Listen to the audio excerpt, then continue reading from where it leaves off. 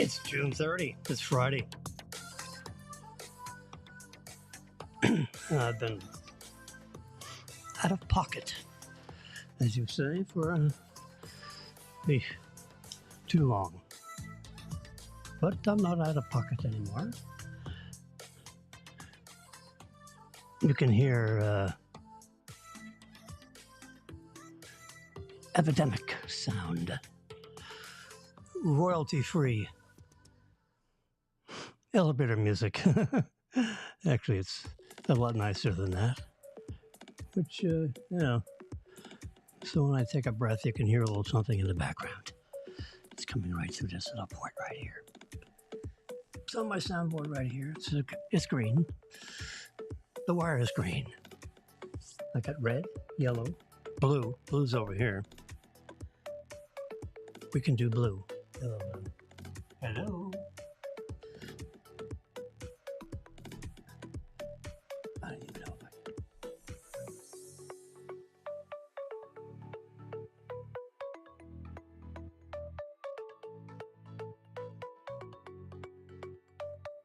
All right, never mind with blue.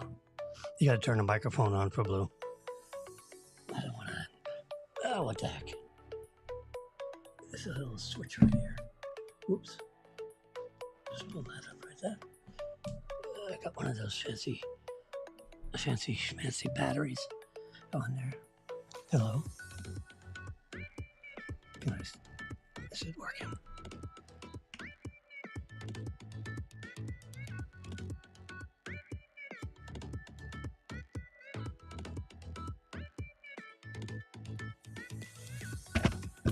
Whoops.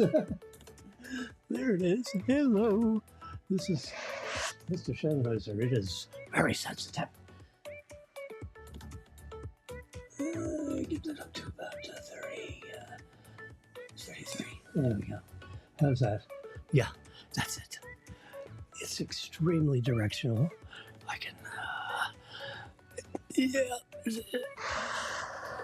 You can hear that. It's crazy sensitive. But this one here, let's turn this guy off. There we go. He's off. I got more equipment than Heinz got pickles. Anyway, it's June 30. It's Friday. We're getting ready for a 3-day weekend. I have to transfer funds. Get this thing out to pay rent, which I'll do. Gotta pay the rent. In this crazy real estate market, rent is probably the best way to go. Assuming your landlord doesn't stick it to you. Oh boy. So the most exciting thing that's my doctor, PhD, Carly Cooksey. There she is. See that? My prescriber, Carly Cooksey. She's a nice young lady. I don't know how old she is. I'm going to say under 40.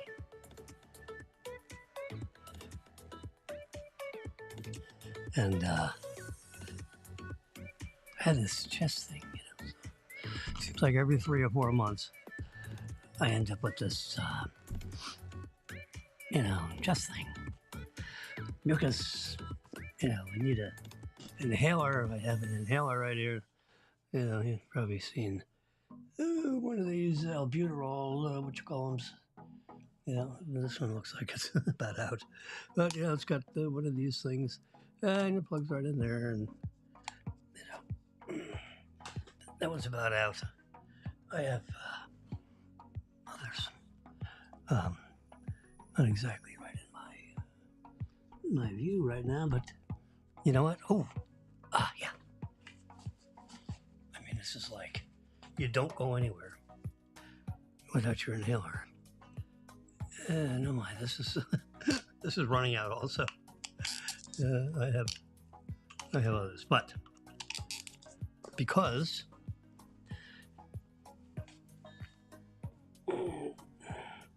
Carla Cooksey prescribed for me doxycycline, hydrochloride, 100 milligram caps twice a day. That's all it takes, twice a day. Prednisone, 20 milligrams, twice a day. 14 of them, 7 days. Carla Cooksey, there she is. You can't see twice a day for 7 days. Take one capsule by mouth twice a day for 7 days. Well, guess what? In 2 days, everything's like clear. The other 5 days is just, rope-a-dope. Just knock it out. Well, guess what? I mean, my lungs are clear. I feel this is like, like last week.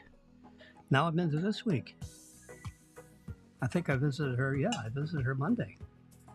Follow-up visit. She says, how you doing? I said, I'm fixed. Thank you very much. What else you want to talk about?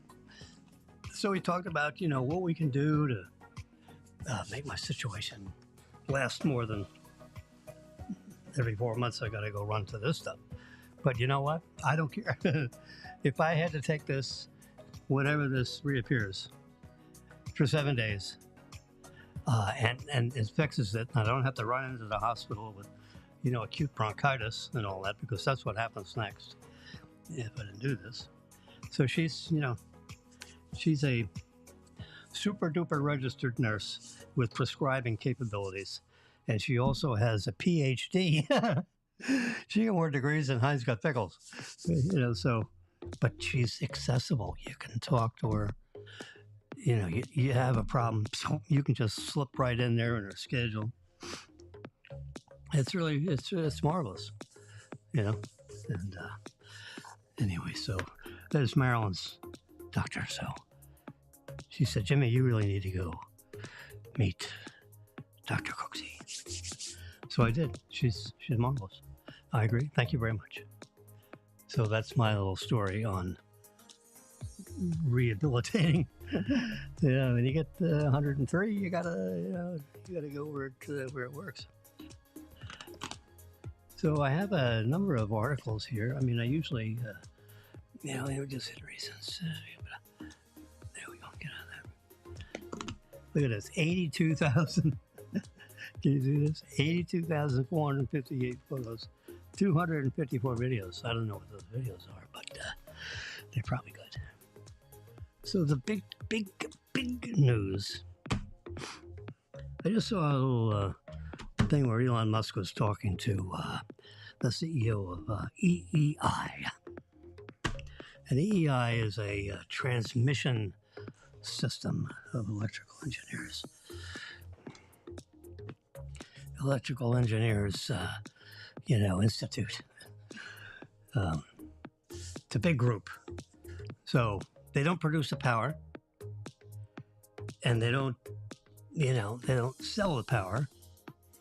They transmit. They're the wires. They do all the wires. They wire the country. So the wires are theirs. The energy generation equipment is somebody else's, public company or whatever. And then, then you got the customer. So you got wires, big fat wires, little skinny wires. The transmission system goes all over the United States. And, you have FPNL, Florida Power Line, and you have, now they're generating equipment. They have generators, they have nuclear generators, they have coal-powered generators, generally in Florida.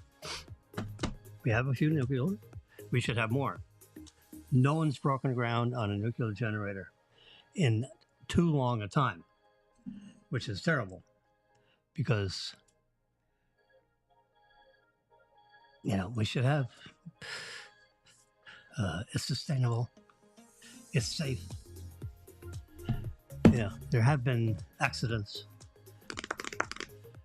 Had a tsunami in Japan. Of course, that loused up one of their nuclear thingies.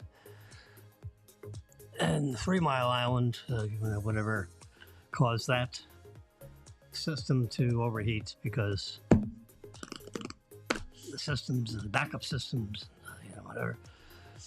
And there's all kinds of books written on the topic, and shows, and whether it was like intentional, someone sabotaged, turn off, not leak, not oil one of the pumps. I mean, it's huge equipment, and God, well, we haven't built any. I mean, we're we got all this rocket engineering. Elon Musk, he needs to get in the nuclear power generating equipment business because he can attract the best engineers in the world, and they can get it done, and have the teams for the permitting, and teams for the design, and teams for the teams. If you wait for municipal governments to do it, ain't never going to happen. And we're running out of electricity. And with all this electrification stuff, here we go, look at this. Electrification. Volkswagen confirms talks with Tesla over the North American standard, NACS.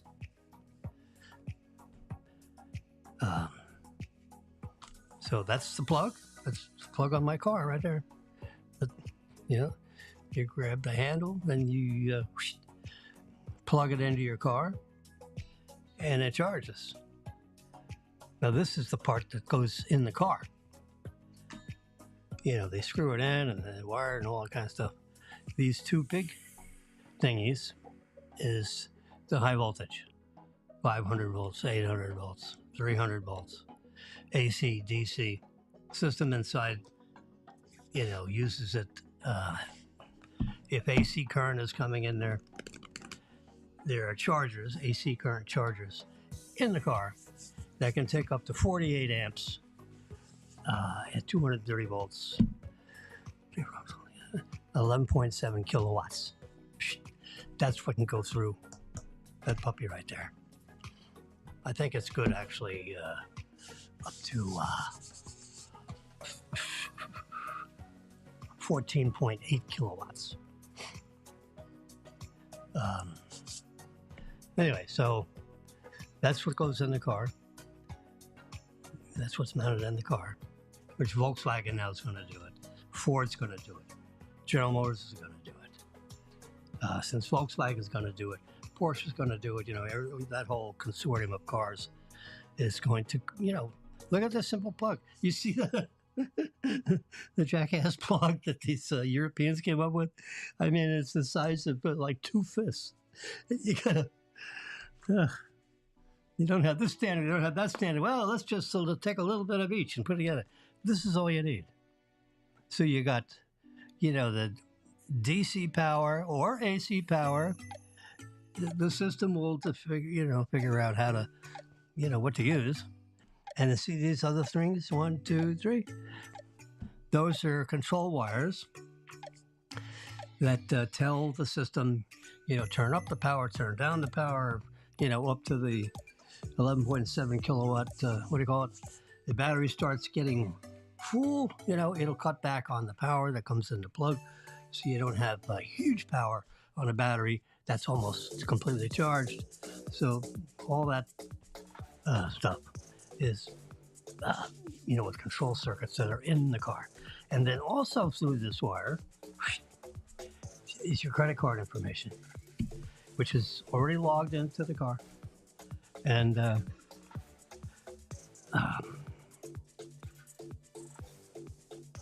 let's see, can I show it? Let me show you.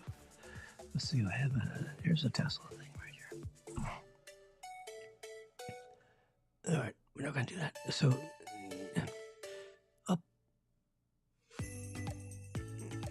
I'm going to give you, let's do this. Let me put me in the corner. Yeah. All right. I'm coming. I'm my own production guy. Bingo. There we go.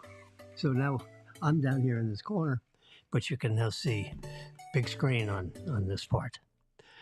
And let's see if I can touch the king. There you go. See? This is all part of the Tesla app. Charge your non-Tesla.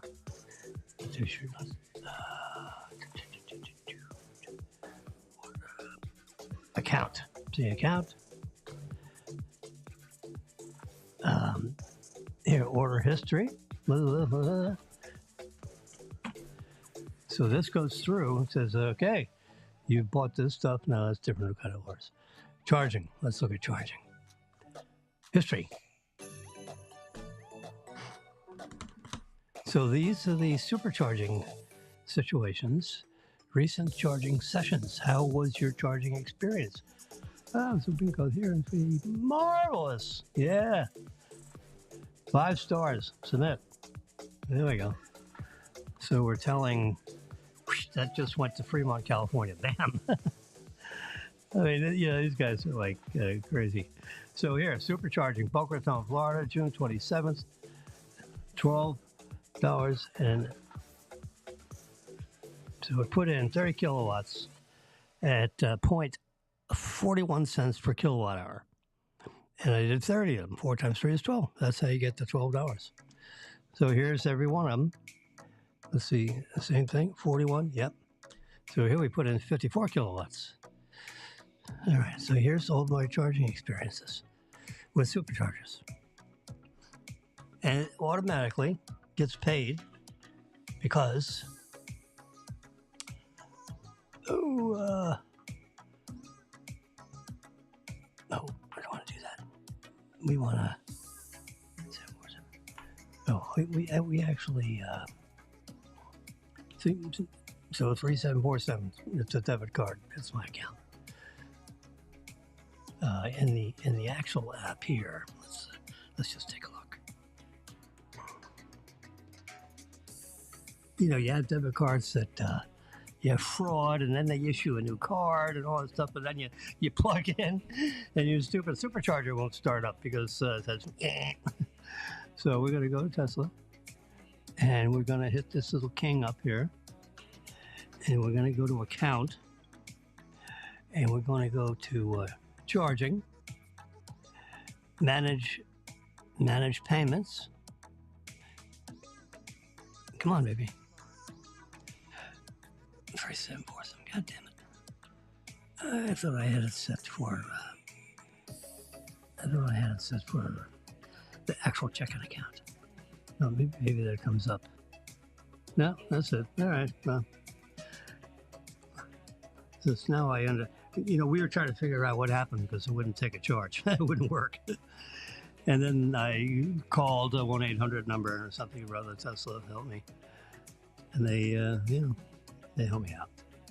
And they told me that you touch this thing up in the upper right corner and you go to account and you deal with that.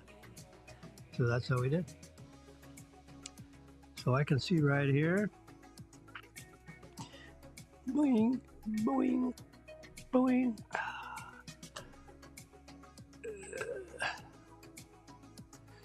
There you go. Oops, let's go back one more.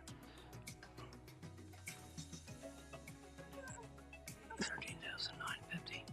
There you go. See, 13,950. Can you imagine? That's our miles in a year and a half. It's not a lot of miles, but it's 13,950. Let's get my calculator out here. Do a little 13,950 divided by 24. It's 2 years. 581 miles, per month. Times 7,000 miles, 6,975 miles a year. 6,900. It's not a lot of miles. It's low. We have a lease that says 10,000 miles. I could do a lease at 8,000 miles. Drop the payment. They don't have one. They don't have such a thing. All right, let's get out of here. So,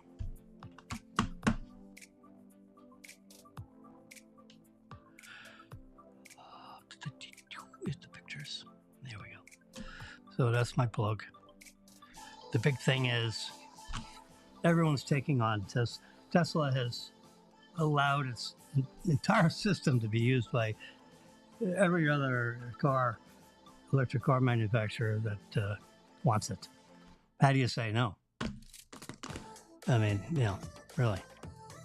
So here's a guy. Look, he's got his Volkswagen. Here's this Electrify America. You see the E, Electrify America. This is Charger number 4. Ultra fast, up to 15 kilowatts, 150 kilowatts, sorry.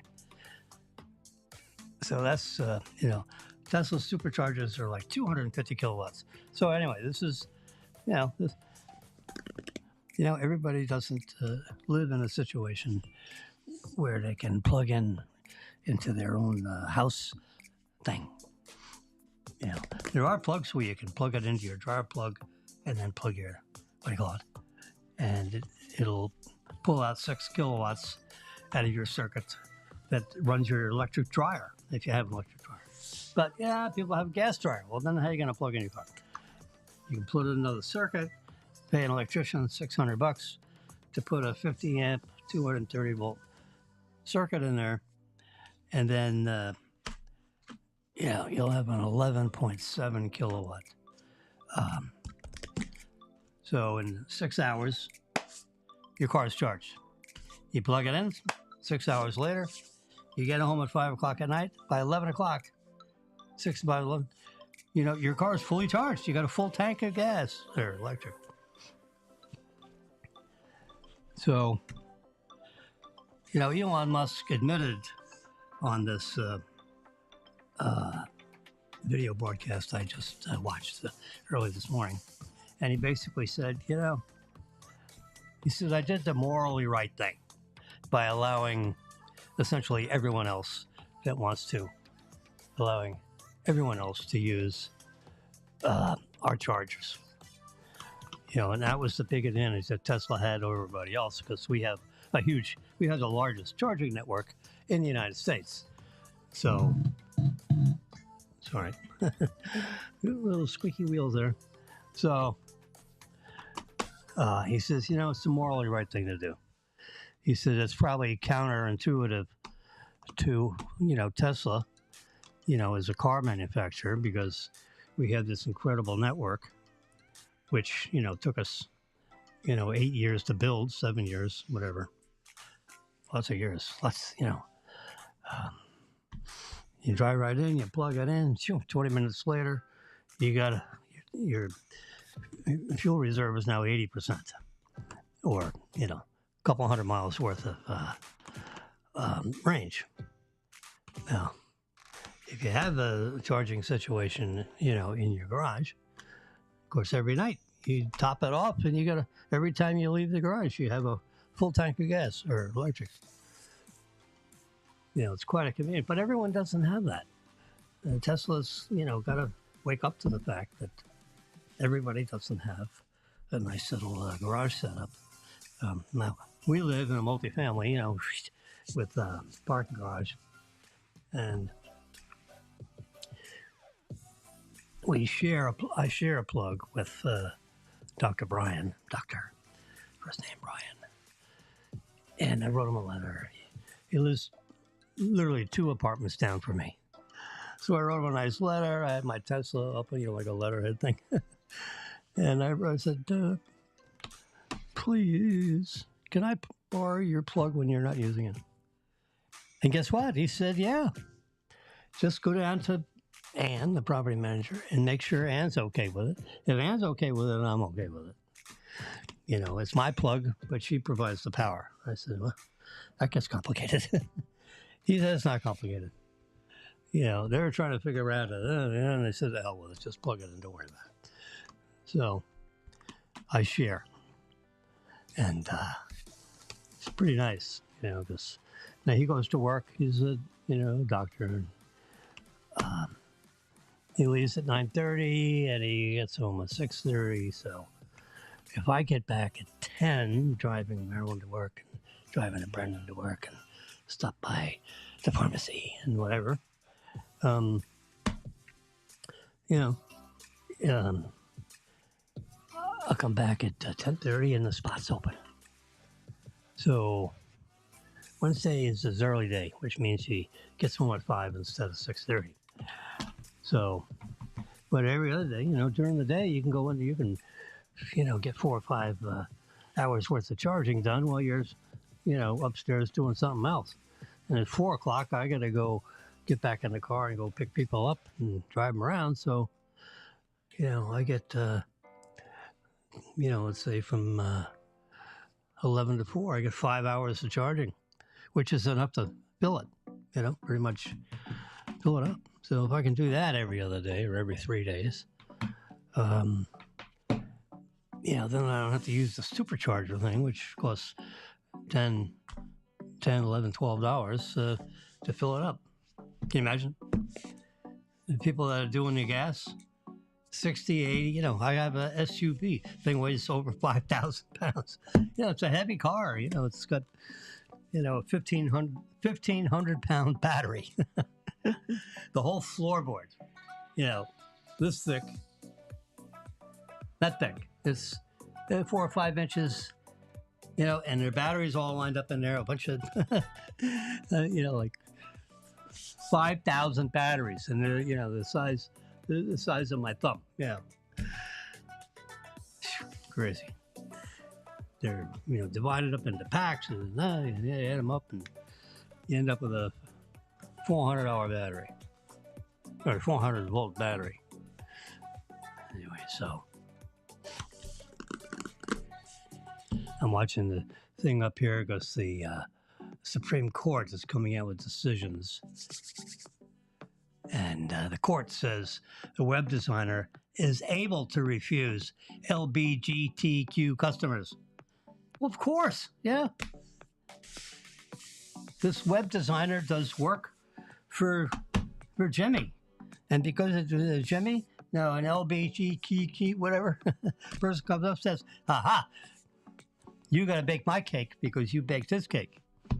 And she says, no. And it went all the way through the courts and actually went to the Supreme Court. So that's that decision.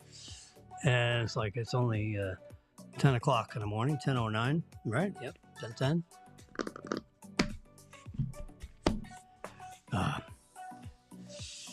The big decision coming down today, hopefully today, because it's the end of the quarter. And this is when they say all these decisions get stacked up. It's busy court is the decision on whether Bite Me Biden has the ability to waive all these college tuition charges. College student signs up, he goes to prep school, he goes to 2-year, whatever, 4-year, and he borrows money from the federal government at a low rate so he can go to college. Well, Biden says, you know what? Let's just, let's waive all that. Now, I'm 103 years old, okay? So I actually borrowed money, and it was a Wachovia Bank loan. I paid it for like 14 years, but I paid it off. I borrowed the money, and I paid it back. I signed a note. I paid it right to the last dollar. It was like, that's going back a long time ago. It was like, I think it was like $150 a month. But $150 a month, 45 years ago was, when you add all the inflation, all that, probably $600 a month today. So it's a serious amount of my net income because, you pay bills after tax, not before. And so this guy waives everyone's tuition bill. Say, what the, you going to give me a refund? Yeah, I borrowed X numbers of thousands of dollars to put my own self through college. I made the payments, not mommy, daddy, me. Out of, I worked in the the food, what do you call it, cafeteria. All right. So, I mean, I'm not, not a bleeding heart guy here, but yeah, I worked at the cafeteria. You know what I got paid? 78 cents an hour to carry big bowls of spaghetti out to, we had family, I think they call it a family dinner, like on a Friday night. So instead of going through the cafeteria line, everyone would sit down at the table. You come in at 5 o'clock, 5:15, 6 o'clock, whatever. You have like 2 or 3 hours to, for the food service to pay you, to feed you. And you have your food card, college food card, ID card kind of thing. And they'd look at it and they'd scan it, I think. They'd shoot it with a laser thing. Even back then, I think they had such things. And, so that's how you get fed. Well, on Friday night, everyone sat down. You had big bowls of spaghetti. You got big bowls of spaghetti sauce. You got bread. They serve, the iced tea, whatever you're going to drink. And 78 cents an hour. I worked in that food, the cafeteria thingy. So I was like front of the house. I was back of the house. I do it. I moved around a little bit. I forget the dynamics of who I knew, and it wasn't a big deal to get hired by them, but they're right there. I didn't have to go anywhere. I didn't have to walk any great distances to get to my job because it was right there in the cafeteria. So I did that. I worked that for 5 years, and started at 78 cents an hour. It went up to, I think, $1.55, something like that, after 4 or 5 years. I was back there screwing with the Jell-O.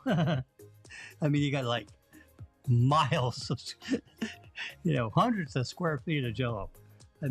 It was like this whole tabletop. It was all Jell-O, 4 inches thick, and you move the table and everything, everything moves. I had a tenant one lady, Joanna, she said, I don't like Jell-O, it's too nervous. Because it shakes when it's on the table. I said, oh boy. Anyway, so, peeling potatoes, these big Hobart, machines that whip up potatoes. Oh my God. Well, you have to peel the potatoes before it goes into the potato blending machine, the big Hobart things to make the mashed potatoes. And they made them with potatoes, but you got to peel the potatoes. There's a lot of peeling. I remember sitting on a crate. I'm in the back there. I'm just peeling away. When you get used to figuring out how to do that. Anyway, 78 cents an hour to $1.50. That was paid part of my tuition. Something got waived because I did that. I figured how that worked, but. Now they're talking about maybe relieving everybody. The president has the ability to just waive all this payment of student debt. I have a feeling the Supreme Court is going to say, without an act of Congress, because this, waive schmave. There's no waive, because someone's got to pay the bill. So I'm going to pay for his education and my education. A little piece of it. There's something totally not right about that. So if you want to give these kids, some kind of benefit, so fine, run through Congress and get it approved. Goes through Congress, goes through the House, goes through the Senate. Then the president can,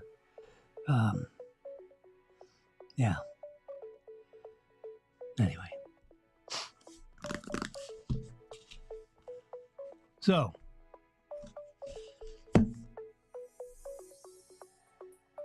that's what's coming up on the Supreme Court up here. If you can see in the very top corner here. Court rules in favor of Christian web designer. We'll talk about that for a while until the Supreme Court decision comes out on the other thing, which we'll find out now in due course. So there's the plug. Here's the guy, the Volkswagen guy. He's charging up with Electrify. See it right there? Electrify America. They're big chargers. I'm telling you, sooner or later. I mean, you've got all these car manufacturers now making electric cars. They're just starting.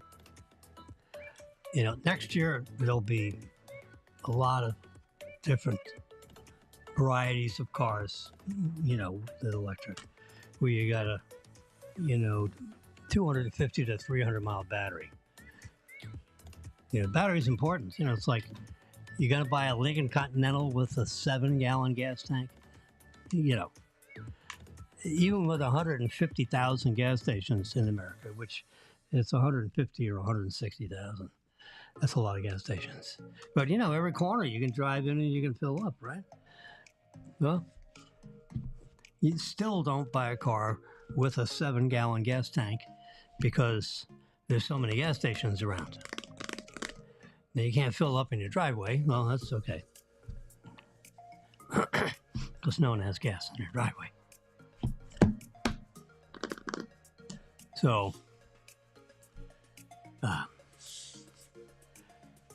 you really need to have a 17-gallon gas tank. So you can drive 400 miles between fill-ups. And it's not 400 miles all at the same time. But, to go back and forth to gas stations would be totally annoying if you could only have, a 9-gallon gas tank. And come on. So, give me a 17-gallon gas tank so I can drive 450 miles so that, you never run in the gas station with nothing in the tank. You always have the bottom 10%, right? Because you're not going to go in there empty because, you may end up, making a calculation mistake and you run out of gas. Well, you don't want to do that. Then you're walking down the street with a gallon jug. No. So there's always the bottom 10%. You just don't, you just don't go there if you can possibly avoid it. And you can fill up the gas tank all the way to the very tippy top. See, now with electric, they say don't use the bottom 10% because it might damage the battery, and don't charge it all the way to the top because you may damage the battery. So you're not supposed to use the top 15% and you're not supposed to use the bottom 10%. So that means 25% of your battery is really not available to you unless you, start violating warranties, all this stuff. Because you want to protect your battery because, without the battery, you can't get from here to there. So you want to take care of the battery. It's like, with a gasoline engine, you don't want to run it without oil. So you always make sure you have oil, you change the filter. Well, with electric battery, you can't use 25% of the battery. Not allowed to use the top 15%. You can occasionally.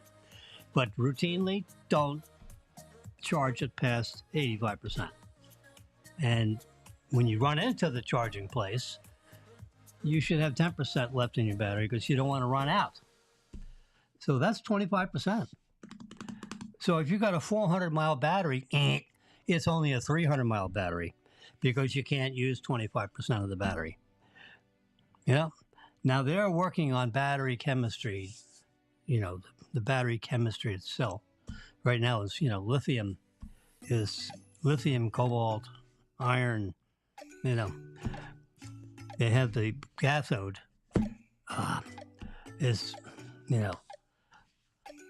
there's a lot of chemical engineering going on with the cathode of the battery. With the battery is this size and they have like 1,000 of them, or the size of my finger and they have like 5,000 of them. A lot of the Ford and the batteries are flat. It's almost like having a battery like this. It's about this wide and that thick, and they stack them all up that way. Tesla It's using, basically the cylindrical battery. The processes for manufacturing them are so established that Panasonic and Tesla have decided, let's just stick with, batteries that look like, C cells, D cells, But, so, because their equipment is, they're so used to, rolling cathodes and anodes and electrolyte material in between. So it's like it's a foot-long sandwich all rolled up in a battery. I think if you stretch it out, it's about 37 inches long and a ribbon. And you got anode, cathode, electrolyte in between. Roll it up. That's how they make the batteries. Billions of them, millions of them. The Tesla's newest battery goes for, it's about the size of a 7.5 ounce can. I don't know if I have a single can around here somewhere.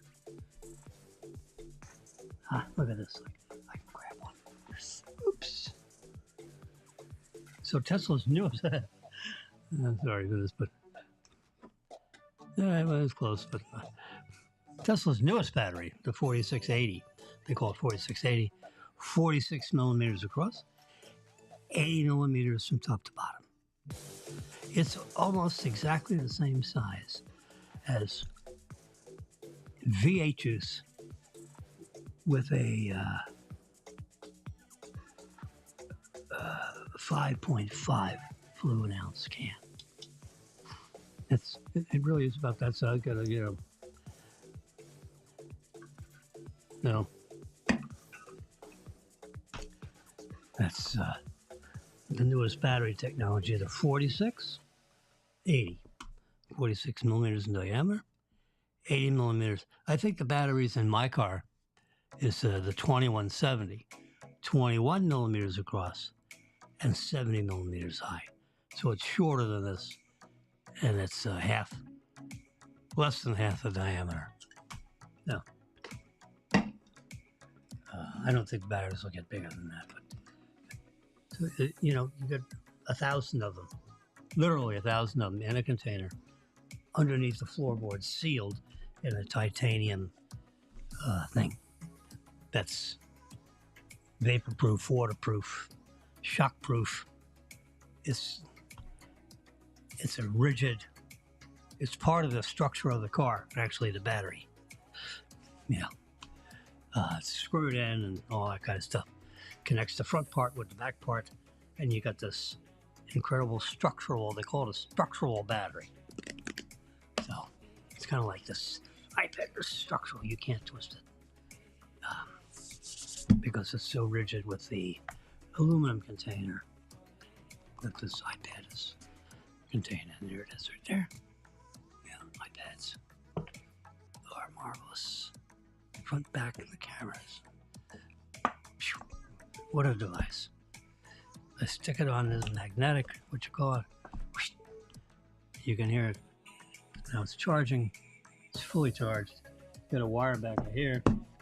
You can unplug it. But as long as it's sitting here, I just leave it that way. I have another iPad here. So that's the big news, is Electrify America, which is the second largest network behind Tesla's network of chargers. So, and then you got Ford going with it, you got GM going with it. Now you have Volkswagen going with it, and because Volkswagen's going with it, you get, Porsche and a bunch of other companies that is affiliated with, Volkswagen, which Volkswagen itself isn't a serious business. No.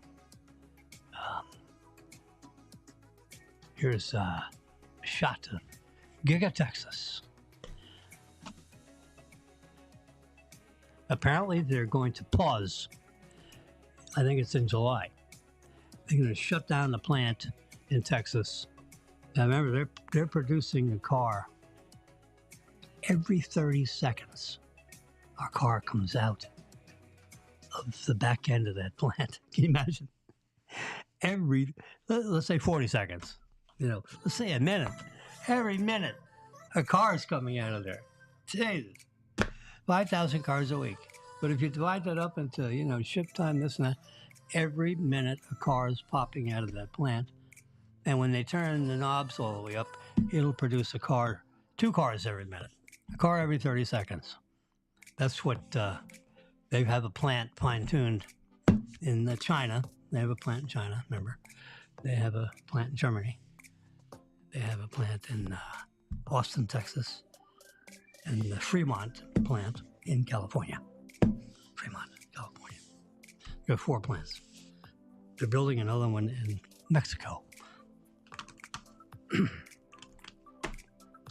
So anyway, Giga Texas in San Antonio area is shutting down in July, beginning in July, at the beginning of July, and it's retooling itself for all the modifications that are coming into the Model Y. And I think that includes, it doesn't say here, but I'll bet you not only they have little jiggles, to things in the car, which are not listed here, I don't know what they would be, hardware HW4. That has got to be in there, which means you got all new array of 9 cameras. You got a supercomputer that is like super duper, which is 20 to 50 times stronger than the computer that's in my car right now. All the cameras are upgraded to at least 5 megapixels apiece. So from 1, they went from 1.2 megapixels to 5. That's a lot more data. That's why the computer has to be like huge. It's not bigger. It's just higher capacity stuff on the inside of the computer. And a front-facing high-definition radar. Elon said, I don't need radar. We got eyes. You got eyes. The car's got eyes. We don't need radar. Well, you do. Because when it rains real hard, you can't see. Dust, whatever, the radar cuts through that. So even in very inclement weather, you can, the radar can see, and it's going to be low. So I see underneath, the signals will reflect underneath the cars. So you can see 4 or 5 cars ahead of you, if you're stacked up.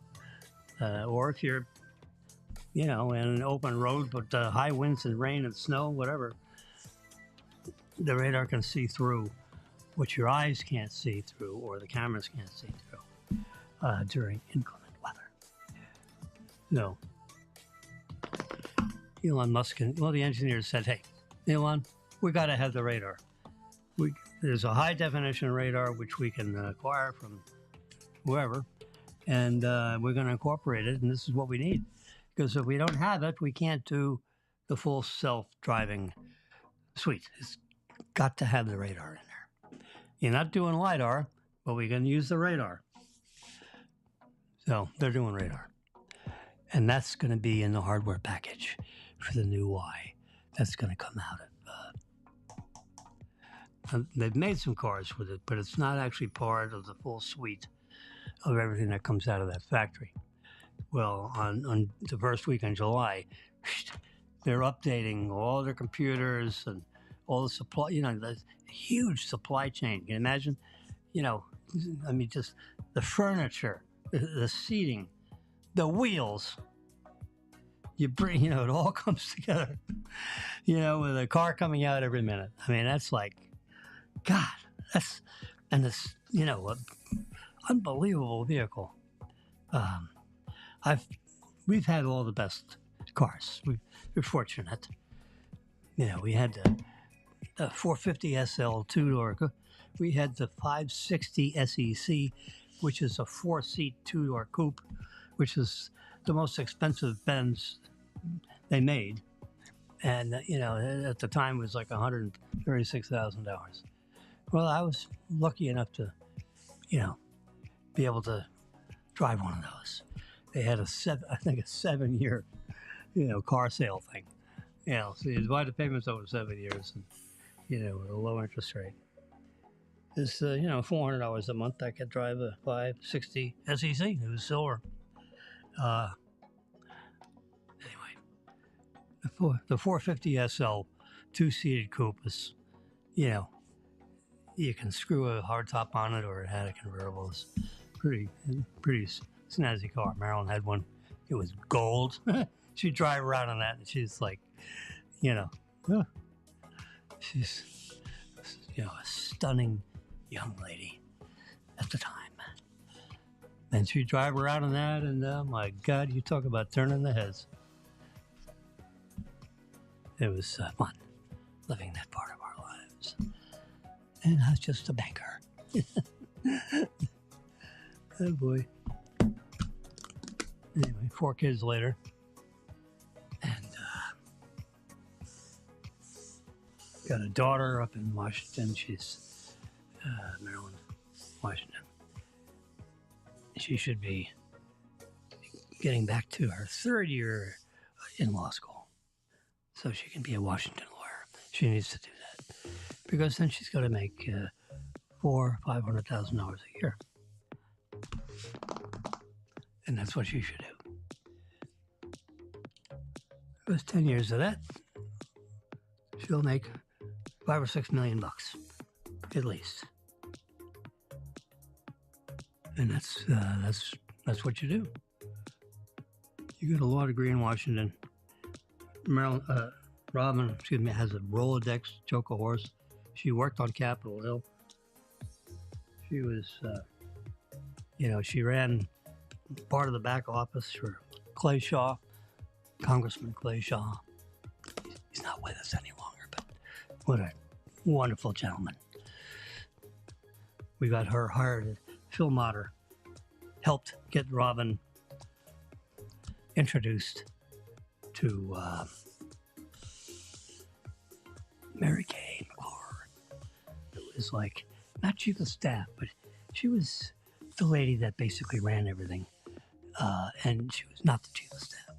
So whatever you call that person, administrative office, she ran the show. Whereas the chief of staff handled the legal matters for Clay Shaw's office. So you had all this administration stuff, and then you had the legal part, which was like 40% of the office. So 60% was political, and 40% was actually legal stuff, where you had 4 or 5 lawyers in the back room writing legislation, which would end up in packages submitted to Congress and all this stuff. And that's all I know about that. Anyway, so Robin was trying to figure out what she's going to do with herself. Graduated from, her school in Virginia Tech, as I remember. And she was trying to figure out, what am I going to do? So I said, well, how about Congress? How about, I don't know whether she said it or I said it. I don't know. We know somebody. We know Clay Shaw. Well, it wasn't we, is Phil Motter, my banking partner. He said, oh, yeah. Robin? Oh, God.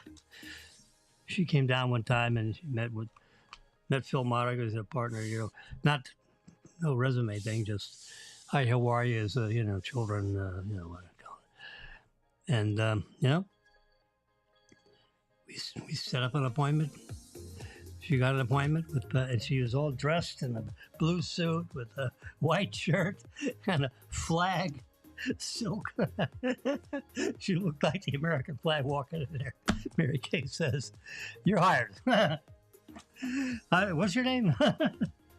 She was so stunning. It was like, and Robin took a picture of what she looked like, and I said, Robin, that outfit, bingo, you're hired. You show up like that in Washington office, you're going to be hired. I mean, goddamn it. That puts your, smart cookie. It's not like you don't have all these other talents, but you just look just so stunning. I mean, it's like a newspaper, magazine, postcard, whatever you want to call it. Clay Shaw was going to send out, a postcard when he was in Guyana. You just have the back of the card where you have the photograph. You just have Robin, going through the mail. Just take a picture of her going through the mail. And, with the red, white, and blue and the blonde hair and she's an attractive young lady. Oh, God. Mary Kay at the time, like 6 months after she's hired, and we come up and visit.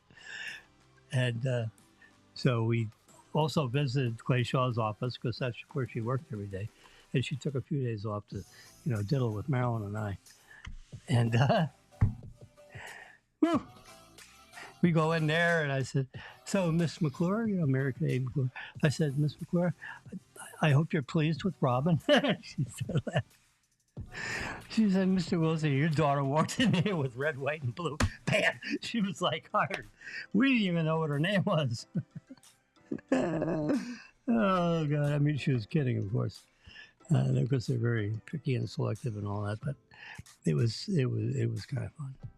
Boy, Robin got dressed, silk scarf in the hair and the blonde and oh my God, unbelievable. So that was a fun thing to remember now. All right. So how we doing? We're about an hour into this. We're 57 minutes and 31 seconds, and we talked about Clay Shaw and all that. And we talked about Tesla's retooling their plants in July. This is July, right? First week in July. That's tomorrow. Well, tomorrow they are retooling their plant in Texas, which makes most of the cars in the United States. You got Fremont, California. I don't know if they retooled, but this one's retooling. And if we were to get another, it would come out of Texas. They wouldn't ship it all the way from California. They're probably making Model 3s. I think the Texas plant is not only making Model Ys, but they're making a lot of Model Ys. That's the main plant for Model Ys. Y. X, Y, Z. Anything else exciting here? Here's another charging thing. Charge point. You see that as like a plus sign?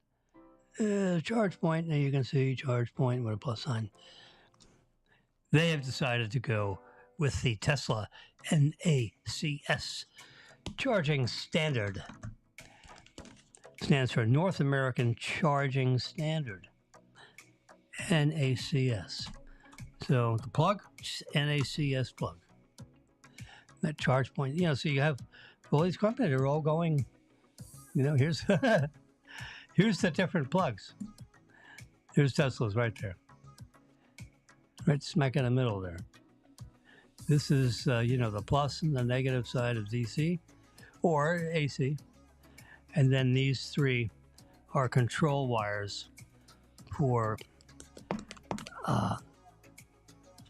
turning up the power, turning down the power, having to do with the battery health and all that kind of stuff when you charge. So you got this plug and you got that plug.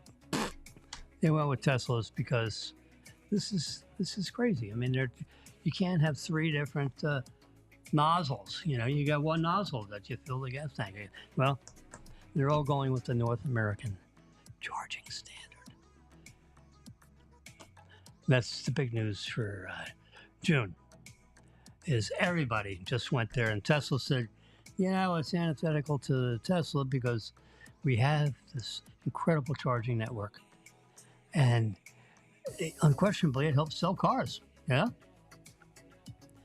And, we own the network. We built the network. It's take a lot of years to build that network. It's a lot of, work manufacturing those things and then, dealing with the permitting and, it's every single thing. You get the parking lot, you do the, you share the spaces with Wawa, whatever. So, you got them all over the place. The turnpikes, with you got to deal with states and, interstate commerce, It's a complicated thing to produce a bunch of gas stations. It's complicated to produce a bunch of electric stations. Well, Tesla's been working on that. We keep building cars. They keep the news comes, this and that. Then they keep producing. It's like, I think it's like 15 stations a day. New stations get started by Tesla around the country, different cities all over the country. 10 or 15 a day. New construction starts for charging stations. I mean, that's a lot of them, and they'll keep doing that. They'll keep expanding that network for 4 or 5 more years, because they keep cranking out these cars that people need to charge them somewhere, and they don't necessarily have a nice little garage they can charge it in. You need to get there. It's just like everybody else. You got to drive somewhere to go to a gas station to get gas, because people don't have fueling stations in their garage. All right, so we got this stuff regarding. Well, here's a little piece of news. What the heck? Let's talk about it. Hang on, right here. You can see this. Let me get this little guy right here. I'm gonna get it. We're gonna go away in a minute. There you go. See, so I'm down there in the lower left corner. We're gonna go in the upper right here. You see your full self-driving beta. So starting like right away, like tomorrow, probably, July 1st, they are now adding the full self-driving beta to, the autopilot suite of things that you click, on your, what do I see? Here's the car. Open, close, here's lock. And you can see the control panel is, 51 degrees is 11 o'clock, whatever. 50 miles left in his tank. And now when they download the software, everybody's going to get a lick at the full self-driving beta. And sooner or later, that's going to be alpha. Or, it's going to be, they're going to take beta away, and it's just going to be the full self-driving. And if you push that button, aha! Supreme Court blocks Biden's student debt bailout. So the Supreme Court says, you cannot waive $50 billion worth of college debt. So you can, cozy up to all these students, and then you'll get, a few extra points of staying power. Well, Supreme Court says, no, you got to go to Congress to deal with that kind of treatment to a whole class of people, which is good, because then I pay for college twice. I pay for my college education, and I also pay for his. I don't even know who he is. It's one thing to pay for my own kids' college thing, but I got to pay for some stranger, because it all adds up. You can't. There's no giving it up. If they give it up, if this income, the government gets paid every month by all these students paying off their debt. Well, that's cash flow that ends up paying bills that the government has to pay bills with. Well, if they just stop that, then my taxes go up, which means I'm paying for a piece of that education. No, you can't do that. Congress would never do that. And the president can't do it just because, let's give these people something that everyone else doesn't get. No. Nope. Not happening. $1.6 trillion in student debt he was going to waive. 37 million people would have benefited by this. Well, the Supreme Court says, no, you can't do it.